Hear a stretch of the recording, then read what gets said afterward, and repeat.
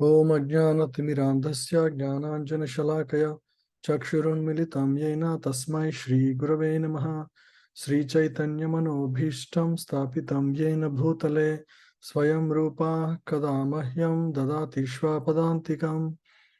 वन्देऽहं श्रीगुरो श्रीयुतापदकमलं श्रीगुरुन् वैष्णवांश्च श्रीरूपं साग्रजातं सहगणरघुनाथान्वितं तं सजीवम् साद्वैतं सावधूतं परिजनसहितं कृष्णचैतन्यदेवं श्रीराधा कृष्णपादान् सहगणललिता श्रीविशाखान्वितांश्च। हे कृष्ण करुणा सिन्धो दीनबन्धो जगत्पते गोपेश गोपिकान्त राधा कान्त नमोऽस्तुते। तप्त कांचन गौरांगी राधे वृंदावनेश्वरी वृषभानुसुते देवी प्रणमामि हरिप्रिये। वाञ्छाकल्पतरुभ्यश्च कृपा सिन्धुभ्य एव च पतितानां पावनेभ्यो वैष्णवेभ्यो नमो नमः। जय श्री कृष्ण चैतन्य प्रभु नित्यानंद श्री अद्वैत गदाधार श्रीवासादि गौर भक्त वृंदा। हरे Krishna Krishna Krishna Hare Hare Hare Ram Ram Ram Hare Hare. Yeah, so we studied up to 49 verse, so we'll continue.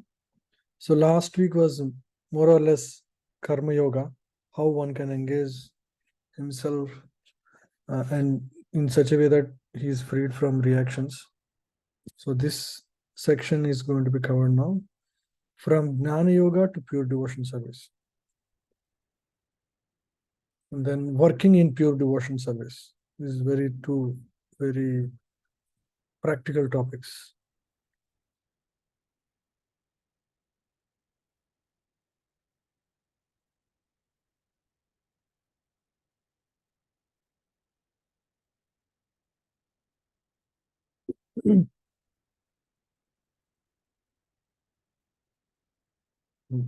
Let's read.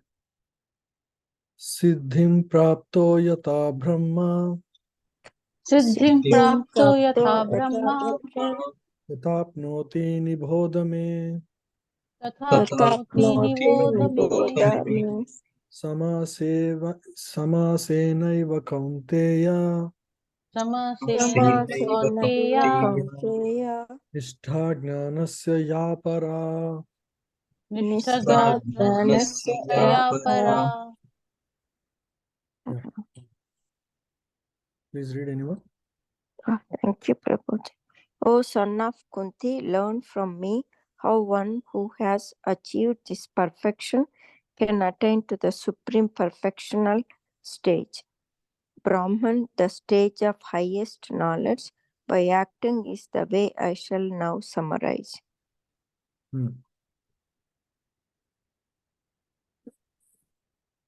So now he will summarize. This is just an introduction to the next section. So how one can achieve the highest perfection through Jnana Yoga. So this is all 3 verses. Buddhya vishuddhaya yukto Buddhya visuddhaya yukto jirtyatmanam niyamya cha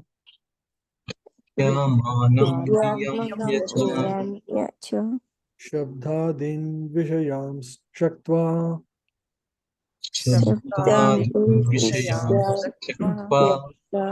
ragadveshau yudasya cha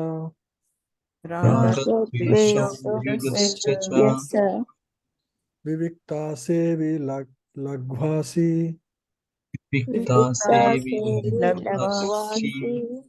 yata vakkaya manasa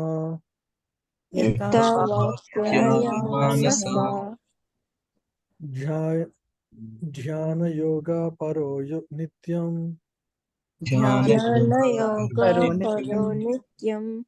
vairagyam samupashrita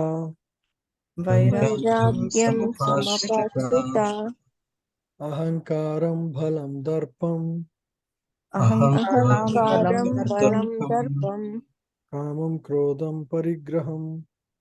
kamam krodham parigraham Vimuchya nirmama shanto Vimuchya nirmama santo Brahma bhuyaya kalpate. Brahma bhuyaya kalpate. Yeah, please read. Being purified by his intelligence and controlling the mind with determination, giving up the objects of sense gratification, being freed from attachment and hatred, one who lives in a secluded place, who eats little, who controls his body, mind, and power of speech, who is always in trance, and who is detached, free from false ego, false strength, false pride, lust, anger, and acceptance of material things, free from false proprietorship, and peaceful, such a person is certainly elevated to a position of self realization. Yeah. This is a Jnana Yogi path. As you can see, it is not very practical for most people of this world. Right? 99% of the people cannot do this. First, being freed from hatred and lust. Okay, this is okay. Giving up objects of sense gratification. Even Bhakti Yogi can do it. Controlling the mind with determination. This can be done. One who lives in a secluded place. This is not practical. So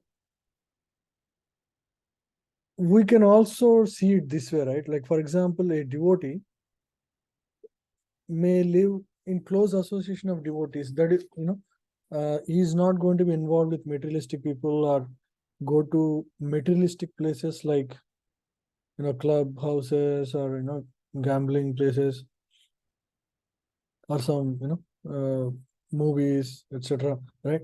So you can avoid all the main nonsense in this material existence.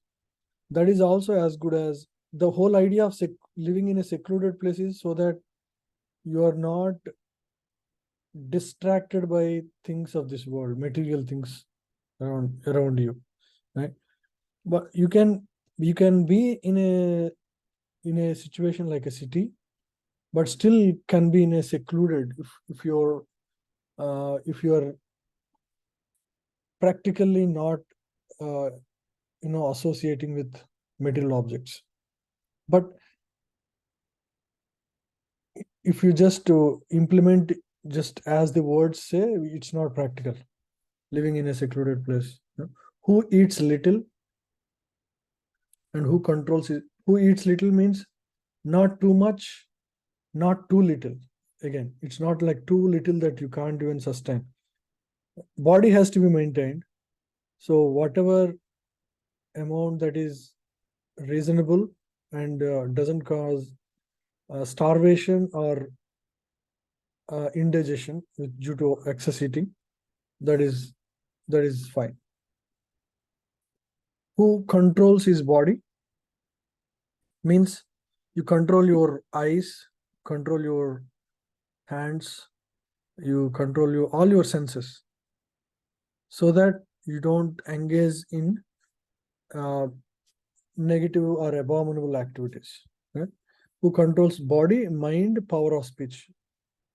Whatever you speech should be truth and should not harm or hurt others. Right? Who is always in trance means who is always transcendental, who is always connected to Krishna in whatever he speaks, thinks. In that way, he's in the world. He's like a water droplet on a lotus leaf, right? Lotus leaf, if you pour a water drop, it doesn't touch it. So even though it is in mud, lotuses generally germinate in mud pools. The mud has no influence on the lotus because it stays detached. Even though we are living in this material world, if you are in constant touch with transcendental reality, means you're in constant remembrance of Krishna in Bhakti Yoga, then you are practically detached. Right? So free from false ego means no designations, no thinking that I'm a software engineer, I'm a wife, I'm a husband, I'm a child, I'm a father. Those are all temporary designations. As soon as the body changes, all those things will change. So free from false ego means thinking that I am the king, thinking that I am the boss, thinking that I am the manager.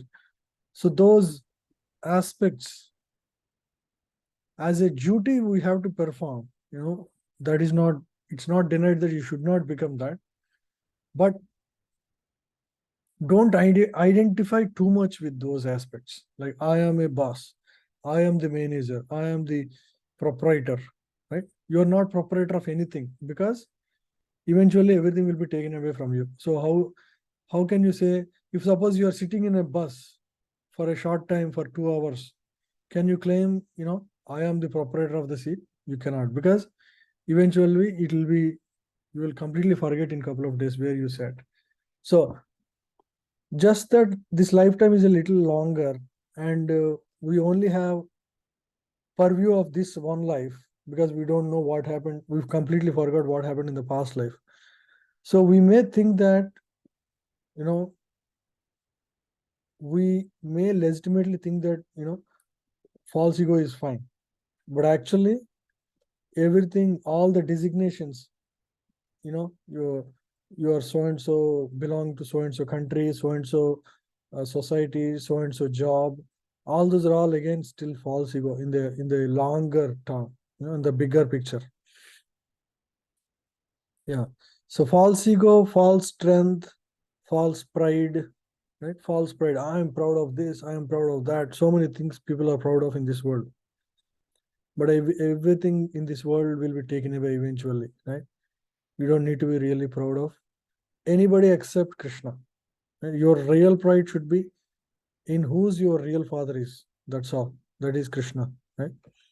And then lust. Lust doesn't make any sense, because everything will be lost anyway.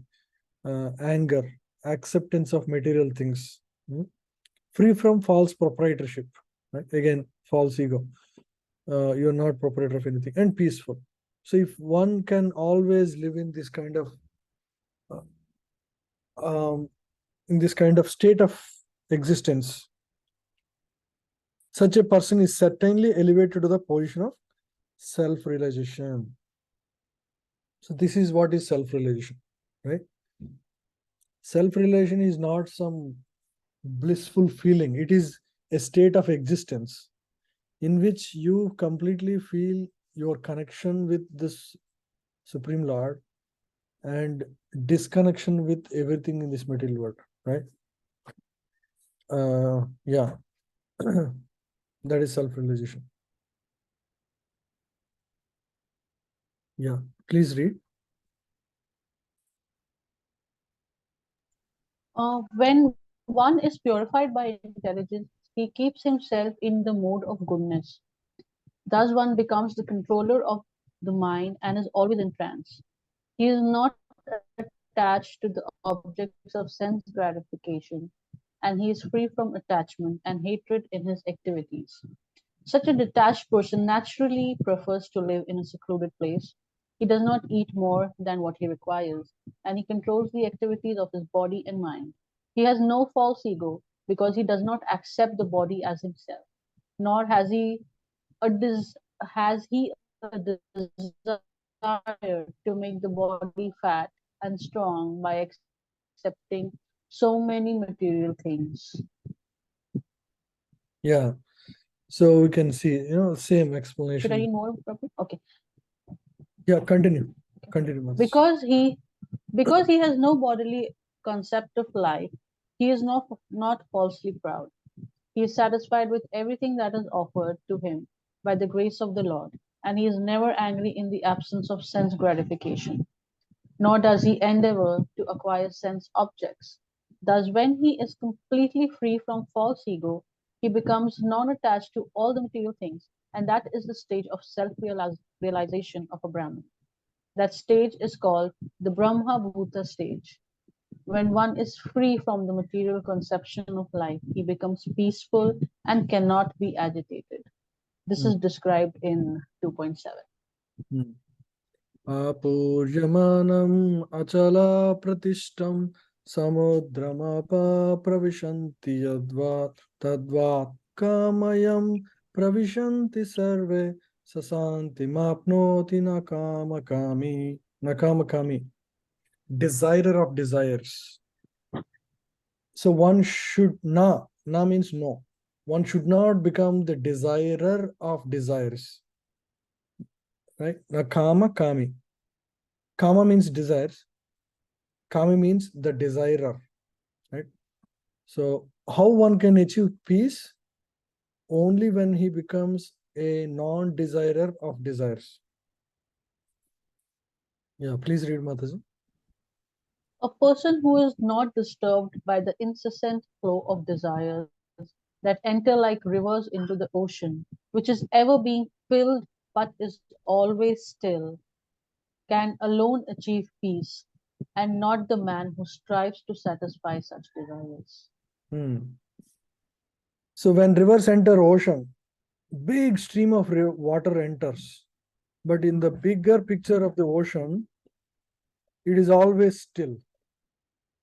Right? Ocean is always calm, and at least in the bigger picture there are waves always, but rivers come at big force, but ocean stays calm. So similarly, material desires cannot be stopped. Incessant flow of desires, that is the nature of the mind in the material world. You cannot stop your mind from receiving the desires. It's impossible. What you can do is, you do not strive to satisfy those desires. That is the only thing in our hand. Right? So desires come like saying, go buy this, go buy that, do this, go see that, let's go here, let's go there, let's eat that, enjoy this, buy a bigger home, buy a better car, get a rise, convince your manager. All these things keep on flowing. We do whatever is necessary, but we should not continue to always be disturbed by those desires. Right? So incessant flow of desires is a aspect of material world. But you should become nakama kami. You should not encourage the inflow of the desires. Right? I mean, by acting to fulfill those desires, as they come. Understand? You are a temporary being in this world. You come here. The real purpose is to achieve perfection, to understand who your what your true nature is. What's your connection with Krishna or God? Revive that relation, chant the holy name, and not be attracted and get stuck in the material world. Right? So that's the whole summary of this verse. Right? No false proprietorship, no false pride, no false strength, lust, greed, anger. Eat whatever is necessary. Yeah, so all those things. That is self-realization. That's all it is. Brahma bhuta prasannatma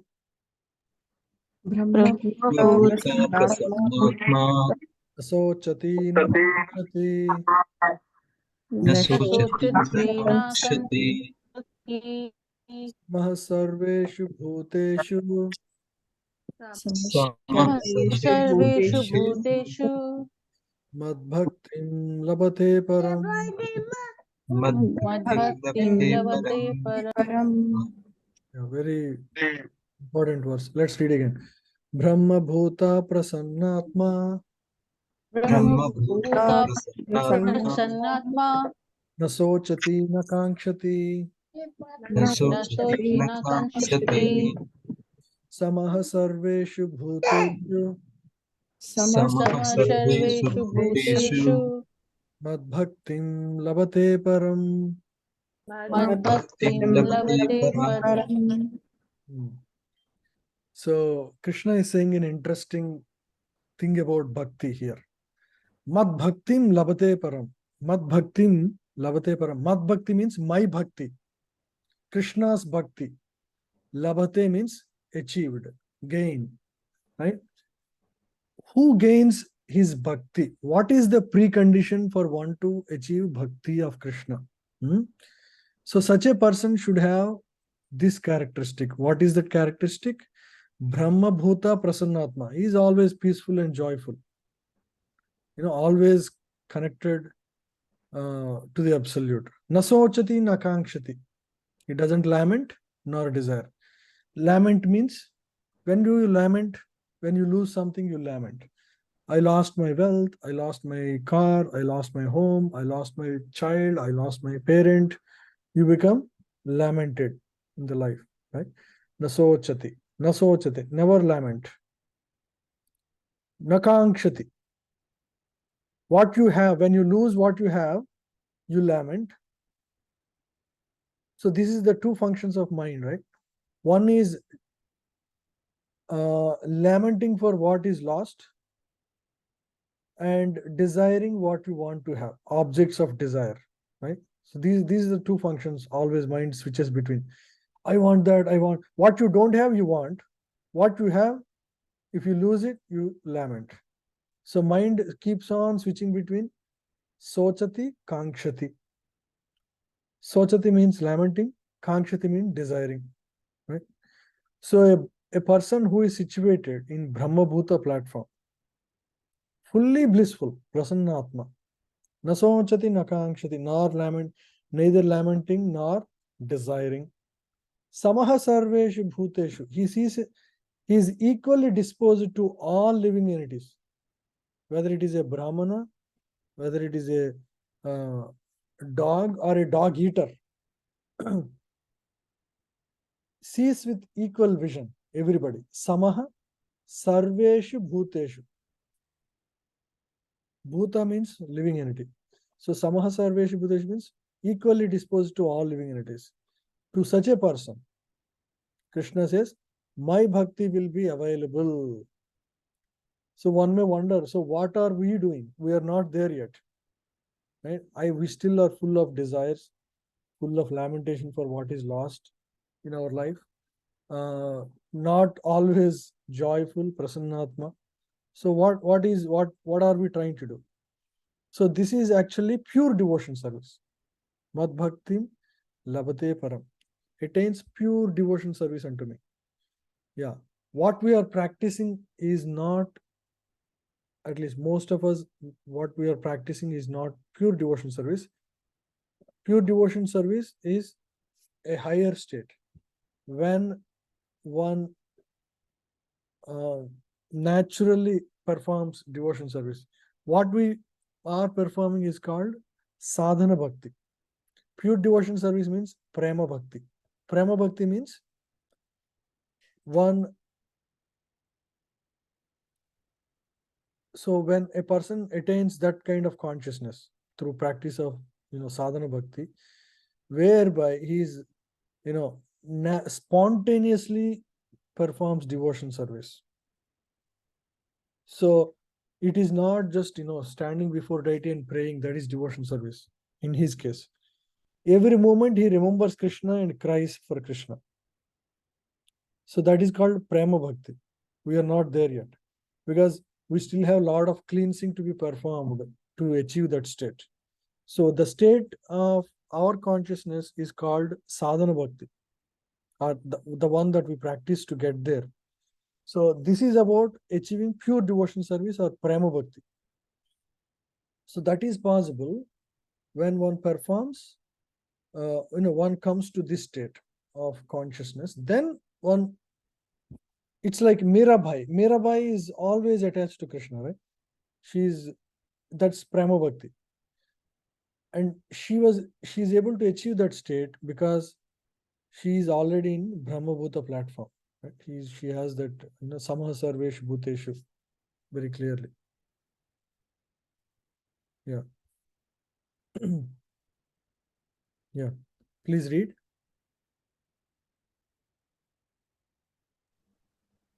One One who is thus transcendently situated at once places the Supreme Brahman and becomes fully joyful. He never laments or desires to have anything. He is equally disposed toward every living entity. That state attains pure devotional service unto me. Yeah. In such a state, he will attain pure devotion service.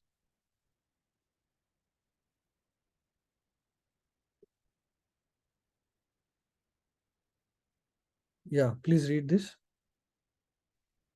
To the impersonalist, achieving the Brahmabhuta stage, becoming one with the Absolute, is the last word. But for the personalist or pure devotee, one has to go still further to become engaged in pure devotional service. This means that one who is engaged in pure devotional service to the Supreme Lord is already in a state of liberation called Brahmabhuta, oneness with the Absolute. See, there is an important concept discussed here. So we discussed this ladder of yoga ladder. So karma kandi is the bottom. Karma kandi means one who is attached worker, right? He performs work only for its fruits. And then above that is karma yoga. Karma yoga is a person who is detached from the fruits of the work. He works, but he knows that he is not the enjoyer of the fruits of his work. That is karma yoga. Above karma yoga is gnana yoga, because now the person realized, oh, there is some higher reality. I am not the enjoyer. That's why I'm performing karma yoga. I'm not trying to enjoy the fruits, because as and when I try to enjoy fruits, I'm going through misery because I think I'm the enjoyer of the fruits, but I'm not the real enjoyer of the fruits. So then he comes to Gnana Yoga platform, where he accepts the fact that there is a higher truth. Not everything in this world is truth. There is uh, reality and unreality. So that is, so he always tries to distinguish between whether something is permanent or temporary, right? So he will focus on only the permanent thing, right? So that is gnana platform.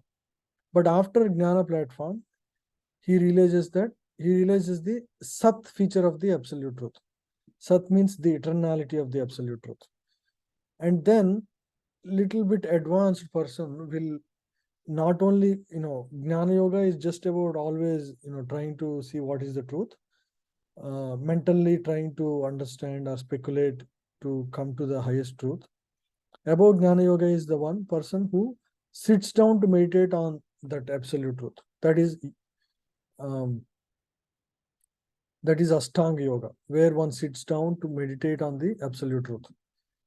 There he realizes the Paramatma within the heart, right? So now he has come to the stage of Paramatma realization. So through Paramatma realization also, one can get to the state of Brahma Bhuta platform. But that is the last word for him. Last word means he thinks this is the perfection. There is nothing higher to go. So there are two ways to achieve Brahma Bhuta platform. One can go in a step-by-step staircase method by practicing Karma Yoga, followed by Gnana Yoga, followed by Dhyana Yoga or Ashtanga Yoga, and focus on the Paramatma, and then realize the Paramatma. So that is the final achievement for a Gnani, for a Ashtanga Yogi. He meditated on Paramatma, he realized Paramatma. One can achieve that state, so that is the regular method. One can follow that. The other method to achieve Brahmabhuta platform is sadhana bhakti, the one we are doing. When we are not pure devotee, but still trying to chant, trying to practice bhakti, limbs of various bhakti, Navaveda bhakti, Archanam, Vandanam, Dasyam, Atmanivedanam, in all these various aspects of bhaktis, right? We can perform. So this is to sadhana paddhati, right? And by just engaging in this way over a period of time, one achieves the stage of complete purification of heart, Brahma Bhuta stage. There, one now can advance further to perform Prema Bhakti, the higher stage of Bhakti where one spontaneously loves Lord. Right now, we are praying to Lord, but we have no absolute love. Absolute love, a glimpse of it is the way you love your child, for example. Right? No matter what, if she is hurt, you will feel hurt. If she is hungry or he is hungry, you will feel hungry. You will feel hurt. You cannot see any pain in your child, right? If the child is a baby, mother is ready to wake up in the midnight to feed her or clean her diapers. It's a burden of love. It is burdensome, but burden of love, it's called. That is a glimpse of pure love. It's not really pure love. It's a glimpse of pure love. So now a devotee who is come to the Prema Bhakti stage, constantly in that loving state of relation with God. Now imagine how much. So he is always, his eyes are always filled with tears out of love for Lord, right? Because the object is transcendental and object is supreme, the ecstasy and joy is unlimited. So it's much far ahead of what the love of this world is, right? Like mother loving a child, right? So but that's just an example to illustrate the point, right? So that is the true love, and that is the promise of bhakti. One can get to that state. We have seen in the history of Bhakta Tukaram, Ramadasu in South India, or even Mirabai, Lord Chaitanya. So these are all great examples of such devotees who are always constantly in the Prema Bhakti state of consciousness. Yeah.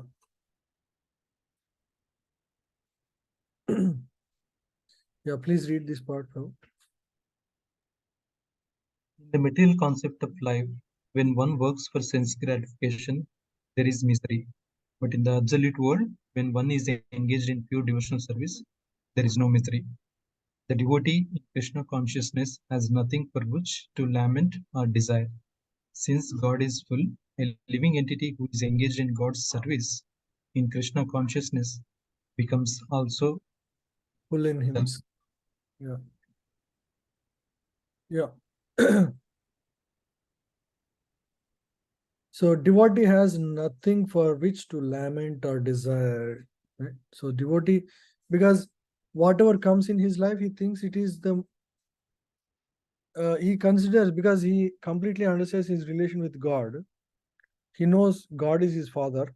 So if all situations in our life are arranged by Lord, right? Like for a child, everything is arranged by parents.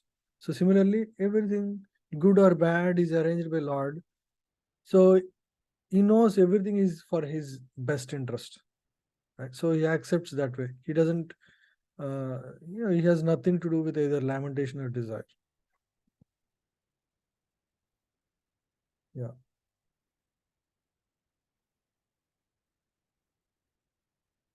Yeah, this is another beautiful verse. Bhaktya mam abhijanati Abhijanati yavan yaschasmi tattvataha Tatvata tato mam tattvato jnatva Tamam tattvato jnatva vishase tad anantaram. Tadnantaram. Now Krishna is saying, who can understand him as the truth is? Bhaktya mam abhijanati. Bhaktya means by pure devotion service. Bhaktya mam abhijanati. Abhijanati means to know. So how one can know me, Krishna says, by bhakti only. So why not jnana, why not Ashtanga yoga, or why not Karma yoga? It is not. So one can only understand Krishna only through performance of bhakti. So very clear here. Bhaktya mam abhijanati. You can know me. So if you want to understand God or Krishna, the only way is to perform bhakti unto God or Krishna. Yeah. Please read. One can understand me as I am, as the Supreme Personality of Godhead, only by devotional service. And when one is in full consciousness of me by such devotion, he can enter into the kingdom of God. So one can understand me as I am, the Supreme Lord, only by devotion service. There is no other process. Krishna himself is saying, God himself is saying this.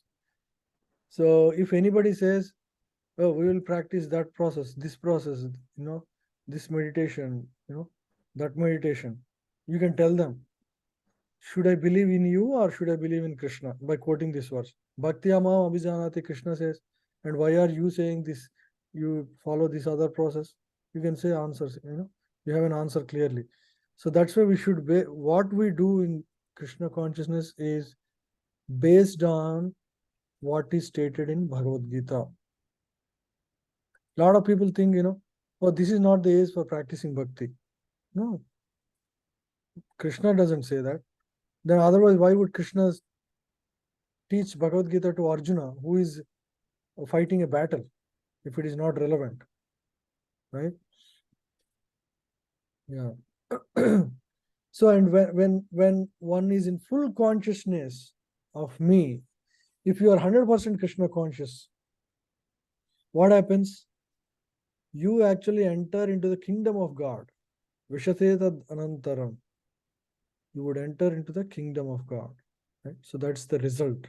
So if we are conscious of Krishna in everything we do, at every moment, then we enter kingdom of God. Right? It is mentioned that Arjuna, as he breathes air, his heart was beating Krishna, Krishna, Krishna. That is how it beats, it seems. So that is how it is described in Bhagavatam. So that is how much he loves Krishna. Right? Arjuna is an example of a pure devotee of Krishna. So when one is fully conscious of Krishna, he can enter the kingdom of God.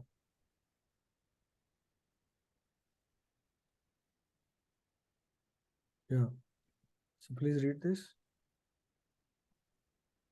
The Supreme Personality of Godhead, Krishna, and his plenary portions cannot be understood by mental speculation nor by the non-devotees. If anyone wants to understand the Supreme Personality of Godhead, he has to take to pure devotional service under the guidance of a pure devotee. So one has to take the guidance of a pure devotee. That is the only way one can understand Lord, right? It's very difficult otherwise, because God, all the stories reveal as if Krishna is also like one of us, moving around with, in this world. Maybe he is a strong person, maybe he is a famous person historically. That's how one may discount Krishna, but he is not like that. That's why Krishna says, the 4th chapter, Avajananti mamuda manushim tanumashrita. When I take the body of Manushi, right? Manushim tanu means body. Ashritaha, when I take shelter of a human body. Avajananti mamuda. Avajananti means fools and rascals deride me. People of this world think I am one of them. Param bhavam ajananto. Param bhavam ajananto. They don't know, the fools don't know my param bhavam, my supreme nature. Mama bhuta maheshwaram. Right? He says, I am the Lord of everything. So it's very difficult to accept this truth unless we have love for Krishna, right? Unless we hear from a pure devotee about the nature of Krishna. Yeah. Otherwise, the truth of the Supreme Personality will always be hidden. Right? That's why we accept the teachings of pure devotees, because they have seen the truth. Right? We may not have seen. Like, for example, we accepted gravity equal to 9.8 based on the evidence or based on the experiment by some scientist. We haven't done ourselves, at least in the childhood when we started reading about Newton laws, etc. At a later point we can get the opportunity to experiment and verify ourselves, as you become a college student. But until then we accept it based on the evidence of the words of superiors. So similarly, we accept on the evidence of the experiences and teachings of acharyas, teachers, right? Just like there is evidence through experimentation, there is also evidence through experience. That's the difference. That's all. We may not have realization of who is Krishna right now. That doesn't mean we don't believe in God, right? There are these acharyas who have seen the truth and they have no material motivation. A material scientist may have motivation to become famous or to become rich, but these are pure devotees. They have zero motivation. Their whole life is meant for serving others. So why would they speak anything untrue, right? Like, for example, Chinazir Swami in Andhra Pradesh. Why would he speak anything for his own self? His life is dedicated for people. So when they are hanging on to the higher truth, we should understand that is the evidence. Just like we always believe in authority in science, we will also believe in authority in spiritual science. Yeah. And for fools and rascals, Krishna will cover himself. He will make himself invisible to them. Naham prakasha sarvasya. That verse in Bhagavad Gita. Yeah. Yoga maya samavrita mudo yamna bijhanati loko mam agamavyayam. I am never manifest to the foolish and unintelligent. If there are people who are deriding Krishna, he himself hides himself from them. Let the fools deride and go on forever like that. He will not be bothered about them. For them, I am covered by my internal potency, and therefore they do not know that I am unborn and infallible. Krishna is not one of us, 100%. See, he himself hides.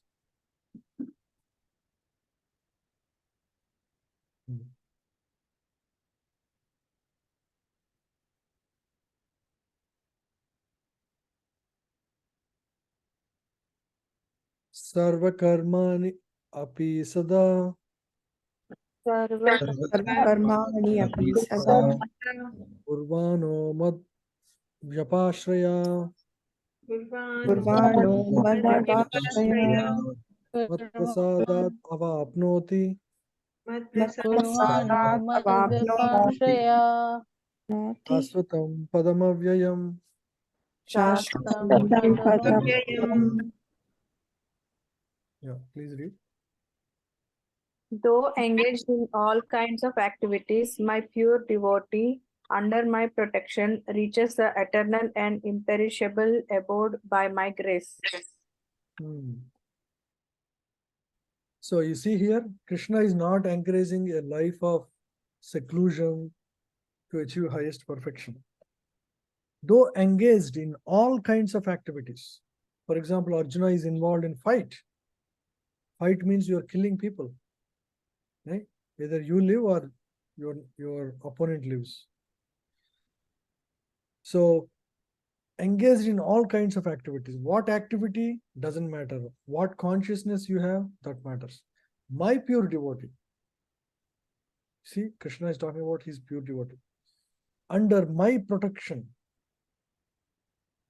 mat prasada, mat vyapashraya, under my protection, reaches the eternal and imperishable abode, Shashvatam Padamavyayam. You see, there is an existence beyond this material nature. Krishna is talking about that. This is the second time he's speaking about in the last few verses.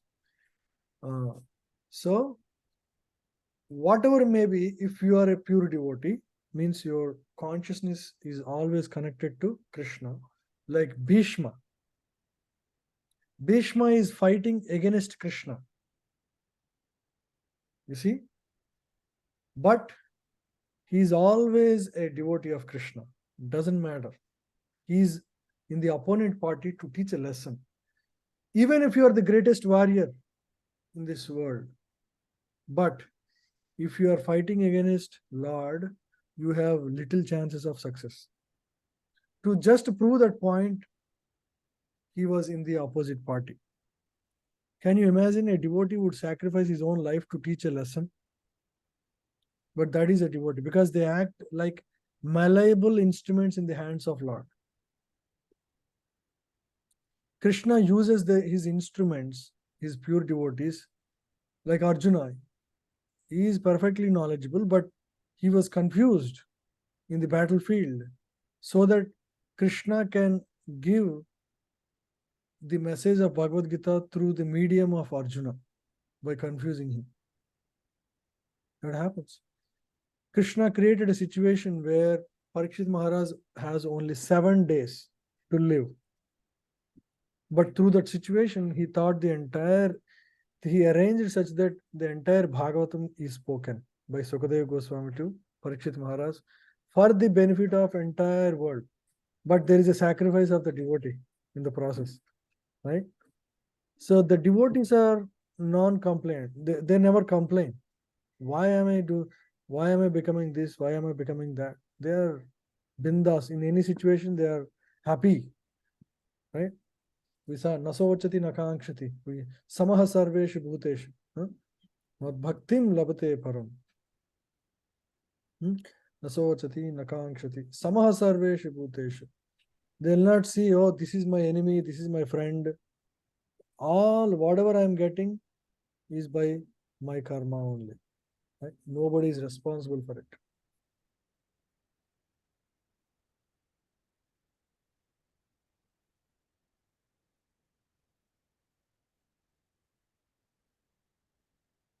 Yeah, please read this. The word mad Vipashrayaha. vyapasrayaha means under the protection of the Supreme Lord. To be free from material contamination, a pure devotee acts under the direction of the Supreme Lord or his representative, the spiritual master. There is no time limitation for a pure devotee. Yeah, so he's always acts under the direction of a spiritual leader, either spiritual master or his representative, Supreme Lord, right? Yeah. So just like Arjuna. So he's always connected to Krishna. It doesn't mean that you always think about Krishna. Arjuna is not always, thinking about Krishna while fighting. You cannot focus on, killing the enemy if you are thinking about Krishna. Purpose is that it is service to Krishna. That is very clear, right? Even though you are working on, at your office or whatever, the purpose is clear. I am working for Krishna. I'm not working for myself, right? The purpose should be clear.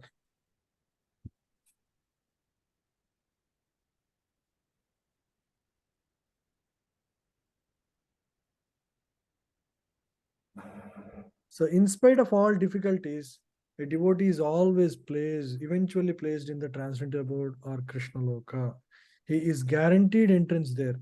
There is no doubt about it. In that supreme abode, there is no change. Everything is eternal, imperishable, and full of knowledge.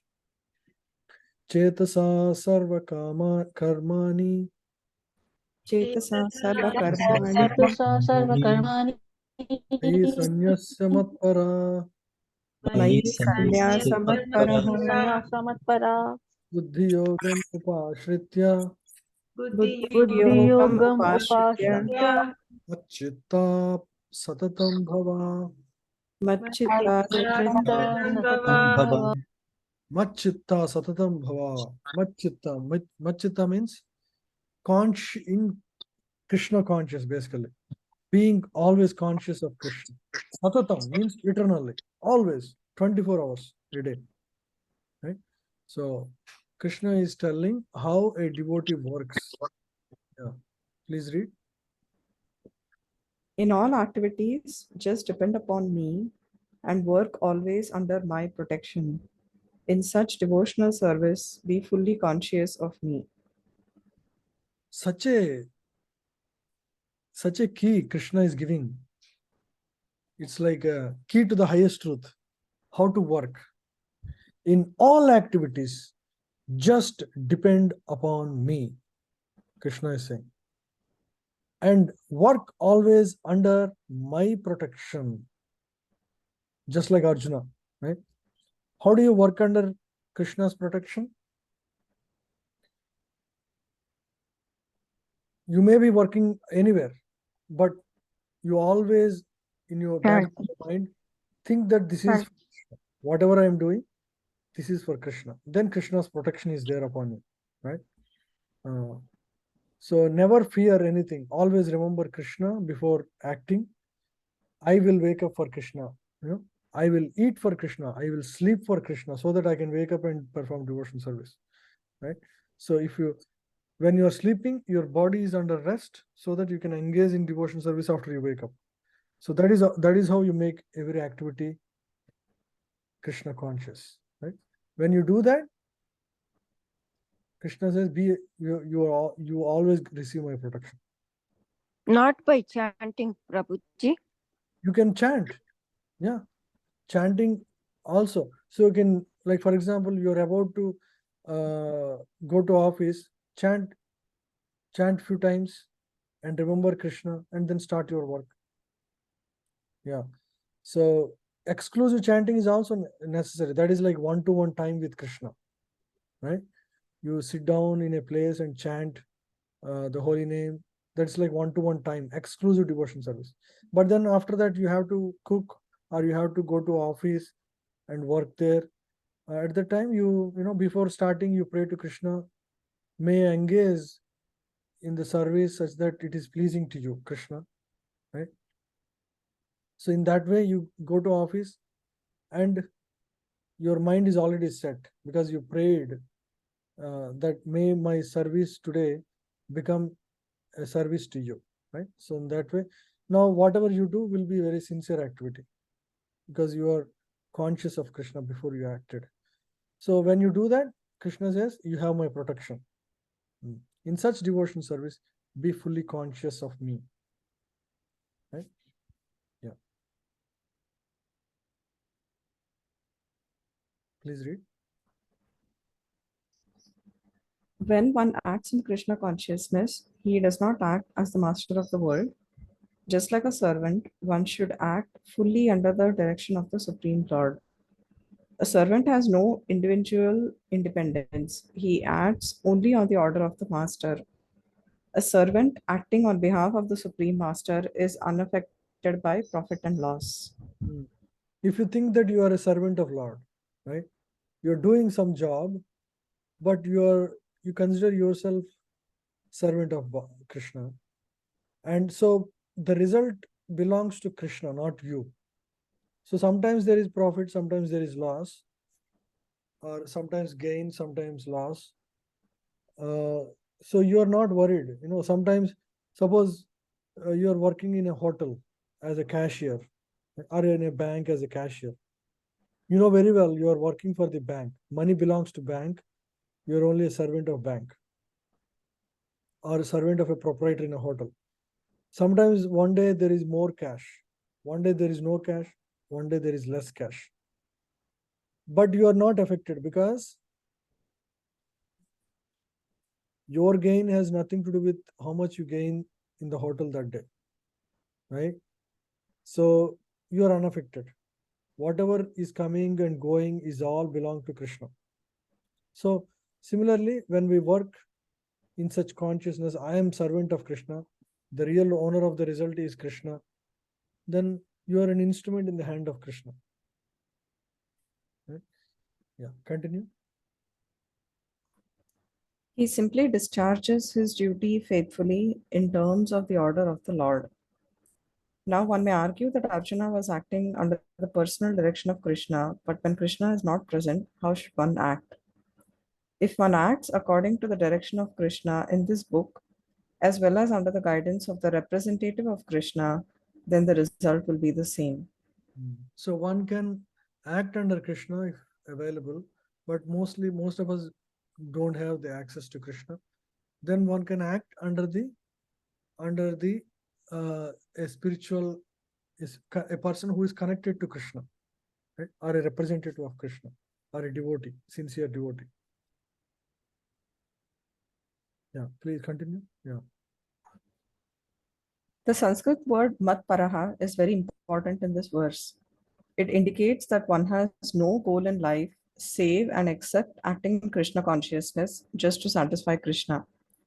And while working in that way, one should think of Krishna only. I have been appointed to discharge this particular duty by Krishna. Yeah. So While acting in such a way, one naturally has to think of Krishna. This is perfect Krishna consciousness. yeah.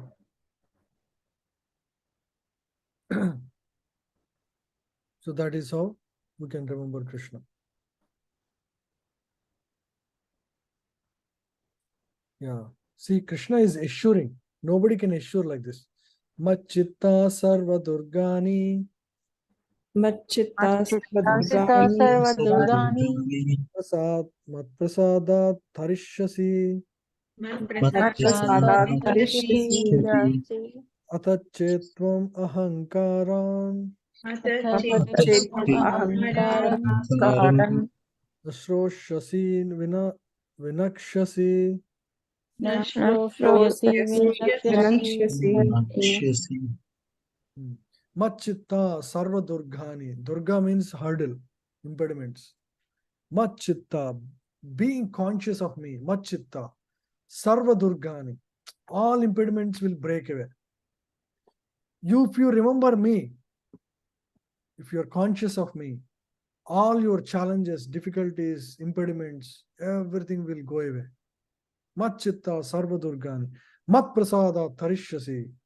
By my mercy, mat prasada tarishyati, you will overcome any challenge, any difficulty. Right? Who can assure us like this, other than Krishna? Yeah.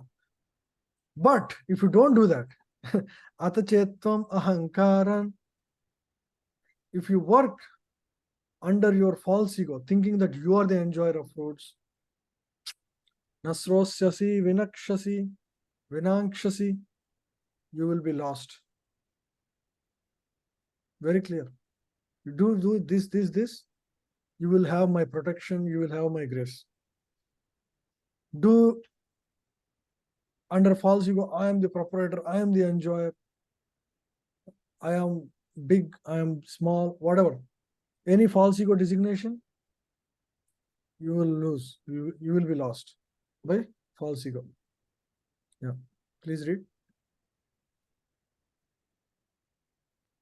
If you become conscious of me, you will pass over all the obstacles of conditioned life by my grace.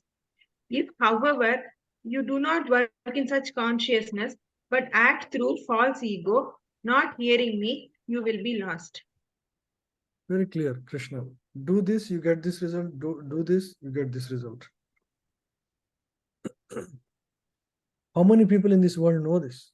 99.99 don't know. 99.99%. Yeah, that's why there is repeated birth for everybody. You know, most people go through that, unfortunately. And even we, after knowing, if we don't act, yeah, same thing. There is no difference. Please read. Person in full Krishna consciousness is not unduly anxious about executing the duties of his existence. The foolish cannot understand this great freedom from all anxiety. For one who acts in Krishna consciousness, Lord Krishna becomes the most intimate friend. He always looks after his friend's comfort and he gives himself to his friend, who is so devotedly engaged, working 24 hours a day to please the Lord. Yeah. So this is how he always looks after his friend's comfort and he gives himself to his friend who is so devotedly engaged. Yeah. So if you always remember Krishna, Krishna will take care. He is promising in this way. So you will pass over all obstacles. So who can assure us more than Krishna? Right? So we should follow this instruction sincerely.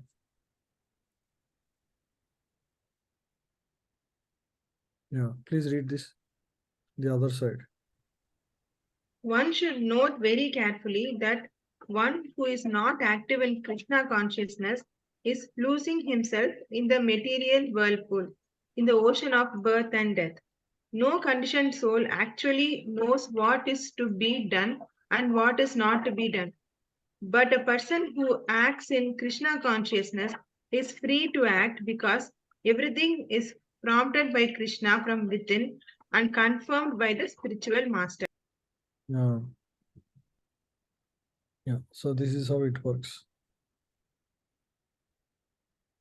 Yadahankaram asritya Yadahankaram Ashritya Vidya ayotsya iti manyate Nayotsya iti manyase Manyase jaisa vyavasayaste Nityesa Vivekayaste Yasyaste tvam niyokshasti.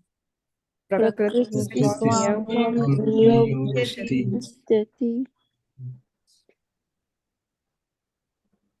Yeah, please read. If you do not act according to my direction and do not fight, then you will be falsely directed. By your nature, you will have to engaged in warfare.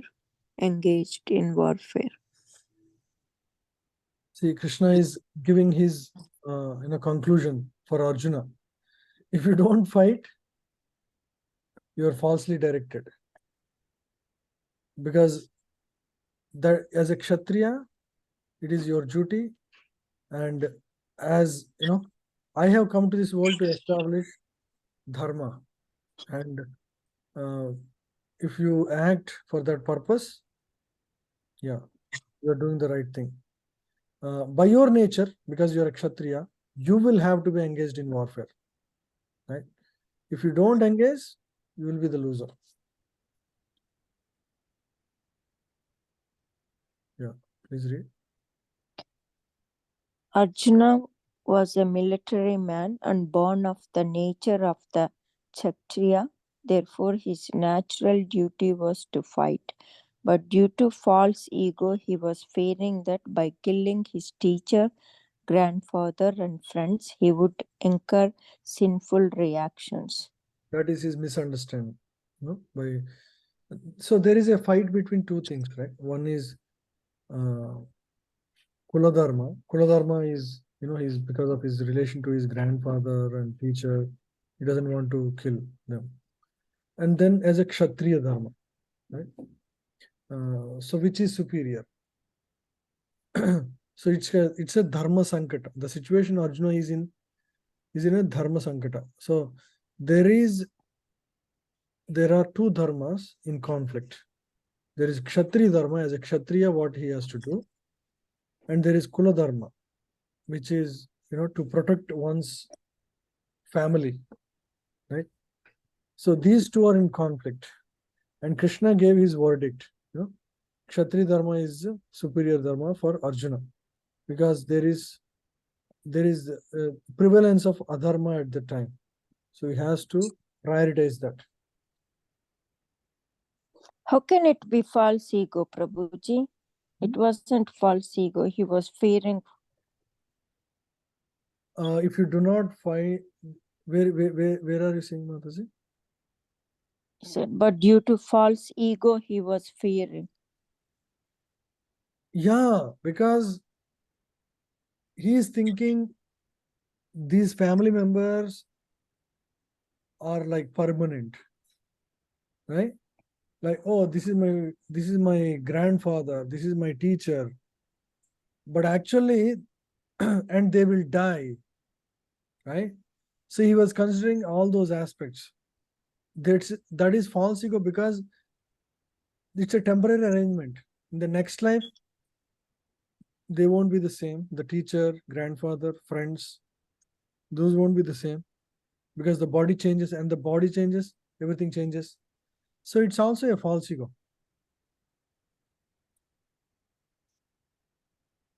Yeah. So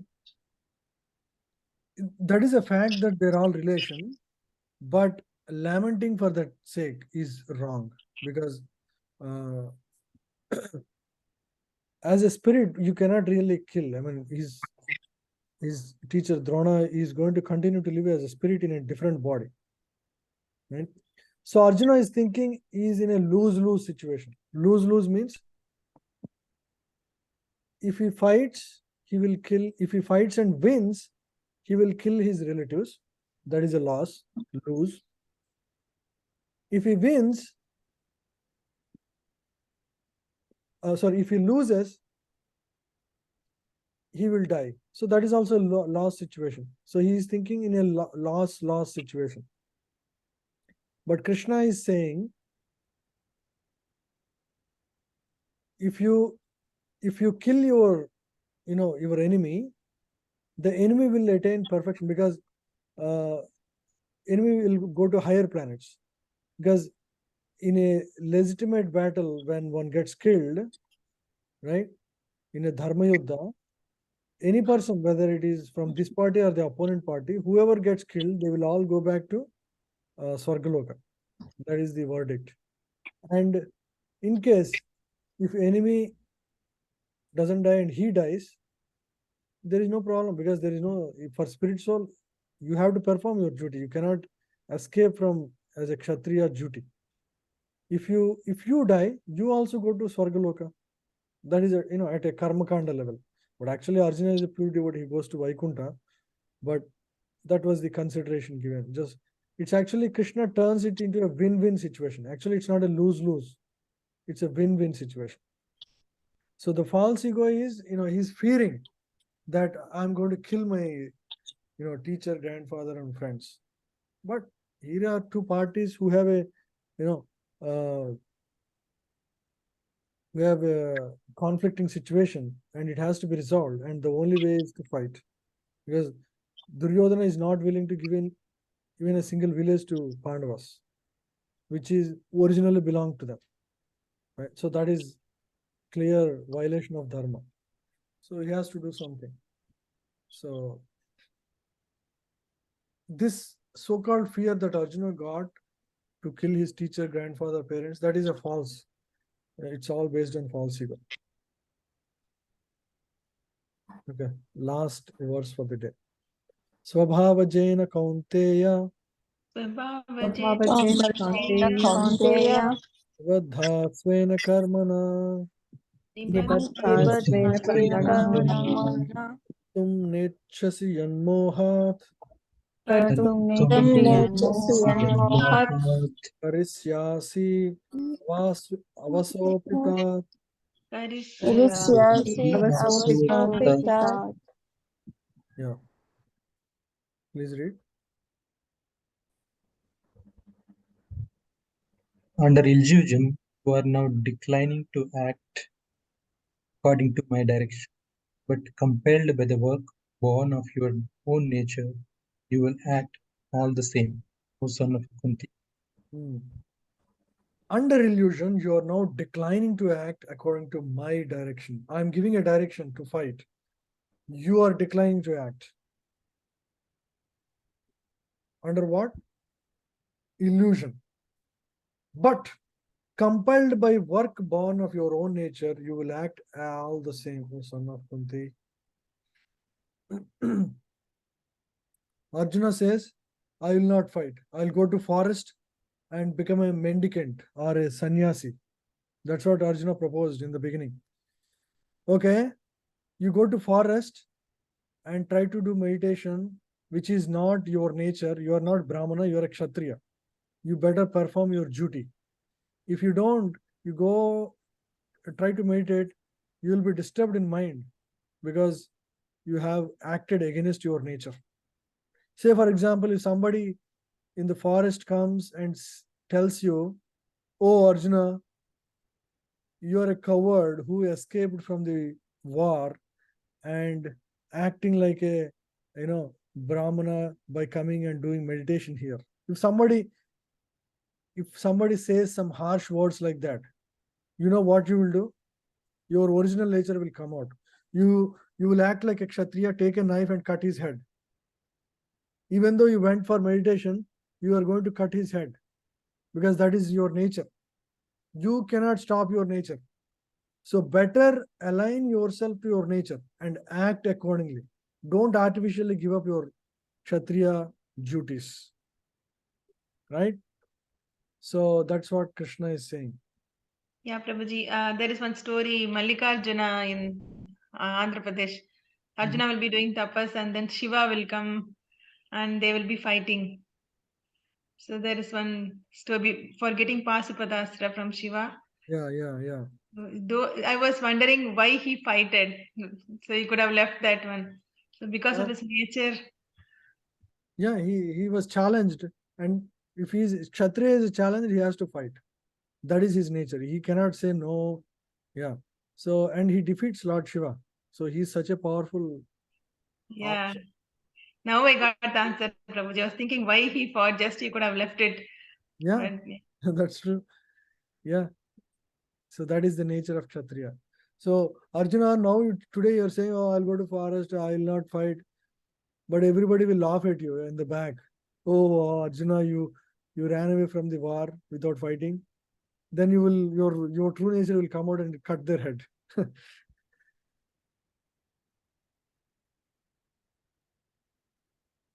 Yeah. Please read.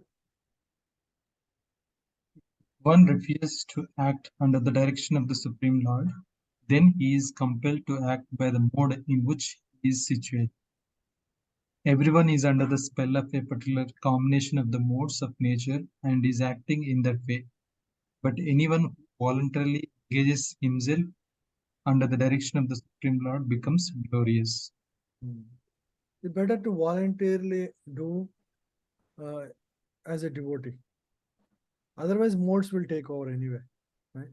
So better act under as a devotee. So that is the end of session for today. Any questions or comments or any points that you want to speak? so we will be starting over again, is it, Prabhuji, after this 18th canto? Yeah, we will start, but after some time. I encourage you all to join Bhagavatam class. So there is a Bhagavatam class happening on Wednesday evening. So Wednesday evening 6:30 PST. So if you can join that, that will be great. I will take some time break and then again start Bhagavad Gita after some time. So it is important to have hearing something every week, and there is nothing better than Bhagavatam. So just join that. It will be very interesting. So I encourage you all to join Bhagavatam class. Prabhuji, are we going to start any other book after this, or you are going to start the Bhagavad Gita classes again for a new batch? I plan to start a Bhagavad Gita batch. There are other books, we can cover them also for this batch after some time though. There is Ishopanishad, Nectar of Instruction, Nectar of Devotion. So those are the books. So there is a degree called Bhakti Shastri. If any of you want to pursue, to study systematically all of these, I can help you with that. That will solidify your understanding of the subjects. Okay. There are other books as well, which one can study. If you all want to, then we can do that as well. Prabhuji, that's available in India also, like the Bhakti Shastri. Yeah. I mean, I'm the coordinator, so I can, whether you are here or there, I can give you the exam material, you can study and give the test, and then I can get the certification for you as well. Anywhere, doesn't matter. It is also there in India. There is one in Kolkata. You can do it online as well. But I mean, I can do the same for you here from here in this batch. That's also possible. Yeah, it will definitely feel like a void, Prabhuji, like once the classes get over. Being so used to this schedule, and it feels very good, attending this every week. We can continue then. In that case, we can continue other books here. Yes, That would Prabhuji, be great. if you can Yes. start any other book after this, it will be very helpful because, as Mataji said, it's like every Saturday it has become like like we need to join the class and we will put all the works aside and we look forward for the class. So if you could start any other book. Yeah, we'll continue in this group only. I'll add more students if anybody is interested. Yeah. Yeah, It's Prabhuji, very this like time anything, Prabhuji. Even Bhagavad Gita again also fine, or any book you decide, Prabhuji. So very Yeah. good. Sure, Mataji. Then we can do that also. If you are all interested, definitely we can do the next book. Okay. So thank you all very much. Next week, do we have class, Prabhuji? Oh, next week there is no class, long weekend. I'm also traveling to a different place, different city. So there is Sadhu Sangha. I have informed at the time when it was announced. It's an amazing time of 3 days immersed in kirtans. Amazing world-class kirtaniers come to Dallas area. It's all happening in Dallas area. If you are close by, definitely it's something you can plan. 3 days full. They'll be serving prasadam 3 meals a day. In a very nice atmosphere. You will get to meet so many other. Almost 2,500 devotees are coming across US. So you will meet so many wonderful advanced devotees as well. It's a very good atmosphere. I mean, similar things happen in India also, in Mayapur, in Vrindavan. It's called Kirtan Mela there. Mela means when people come together. Kirtan means, singing kirtans. So it'll be amazing. I will share some video links, the YouTube links if I get. So I encourage you all, whoever are in US, next time at least to plan this. It's a different experience completely. Everybody will look forward to this throughout the year. So next week no class. We'll resume the week after also. Actually, there is no class. So there is my mentor is coming here to US. Gaurang Darshan Das. I attend his classes every week. I am doing study of Canto 10 Bhagavatam. So he's going to be here. He's going to stay in my home. He's a brahmachari from Govardhan Eco Village. So his program will be live casted on Saturday. So I will share the link. We'll not have our regular class. I will ask him to do the class in the. I will share the YouTube link in the group. So the class will be 7:30 instead of the 6 o'clock our regular time. So Prabhuji, he is the author of those Bhagavatam book for the kids, right, Prabhuji? yeah, all the Fan of- books, so many books. Yeah, my daughter is a fan of him, his speech, Yeah, and he's written wonderful books. He will talk about some of those things when he's here. He's an amazing, very simple devotee. Down to very nice, Prabhuji. We can meet him, Prabhuji, if we come to temple. yeah, actually, yeah. I will request him to meet possibly for Saturday. I'll ask him to give he is busy, like he has back-to-back class. I'll ask him if he can spend like 15-20 minutes with you all. Yes, Okay. Prabhuji. Yeah. So we'll see if if he has time. We'll see. Okay. Definitely. Yeah, definitely. Otherwise, I'll combine Bhagavatam and Bhagavad Gita and do one class for all of you. Right. Right. There is other Bhagavatam students, so we'll request them also to join the class. Yes, Prabhuji. Thank you, Prabhuji. The Bhagavatam class, which is already happening on Wednesdays, you are referring to that class? Yeah, it will not happen on Wednesday. Instead, it will happen on most likely Saturday afternoon or sometime. I'll inform about the time. It's 2 weeks from now. I'll inform like at least couple of days ahead, so that you can plan. It's not going to be Saturday 6 p.m. for sure. It will be around sometime on Saturday. Prabhuji, but that class already it has started and a few chapters also finished it. So if we join that class, will we be able to follow it? Yeah, it's not. Bhagavatam is like a mango fruit. You touch anywhere, it is sweet. You can learn from there. So when I studied originally also, I started from second canto. And we are starting second canto in 3 weeks. In 2-3 weeks. So yeah, there is no loss. Because you already have the background of Bhagavad Gita. It's not going to be it's not going to be difficult. And we have recordings of all the sessions we did for Canto 1 so far. So it's also, sometimes you can continue to listen to them and, over a period of time, catch up with all the classes as well. So that should not be a problem. Okay, But I encourage you all to hear Bhagavatam. That is the real juice. And one who has Bhagavatam in their life, Krishna is personally there in your life. Yeah. Bhagavatam is like a mango, ripened mango fruit.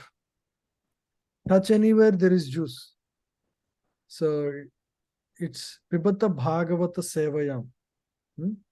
Sukha Mukhad, Amrita Drava Samhitam. It has come from the mouth of Sukadeva Goswami. Sukadeva Goswami was a parrot in his previous life.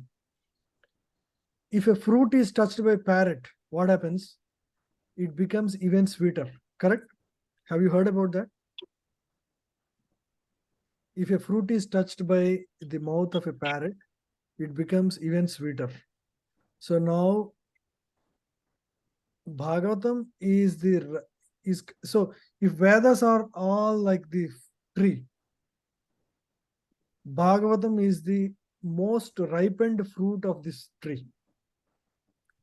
It has the essence of all the wisdom of Vedic knowledge and narrated in a very sweet way because it is coming from the mouth of Sukadeva Goswami.